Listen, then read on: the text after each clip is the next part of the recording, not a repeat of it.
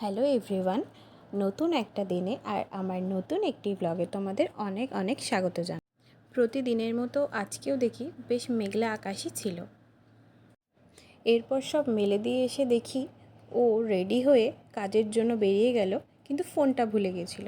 যাই হোক, তারপরে দেখো চলে এলাম রান্নার দিকে। আজ করেছিলাম চানা মশলা। এইভাবে চানা মশলা করলে আমাদের বাড়িতে সবাই বেশ ভালোই খায়। এর মধ্যেই মায়ের সব কাটাকুটি হয়ে গেছে আর আমি চলে এলাম মাছটা বার করতে। আজকে হবে একদম সিম্পল আলু দিয়ে মাছের ঝোল। ওদিকে মায়ের পুজোও হয়ে গেল। এরপর খেয়ে দিয়ে মাছের ঝোলটা করে নিলাম। আর হয়েছিল আজকে মাছের তেল ভাজা। মাছের তেল ভাজাটাই ছিল আলু, পেঁয়াজ আর একটু বেগুন, টমেটো আর শুকনো লঙ্কা। এরপরে স্নান সেরে কিছুক্ষণ বসতে বসতেই সবাই বাড়ি চলে আসে। আর তারপরেই করে নিলাম সবাই মিলে লাঞ্চের পরে তো ভাত ঘুমটা দরকারই বলো। তো চলো আজ এই পর্যন্তই রইল।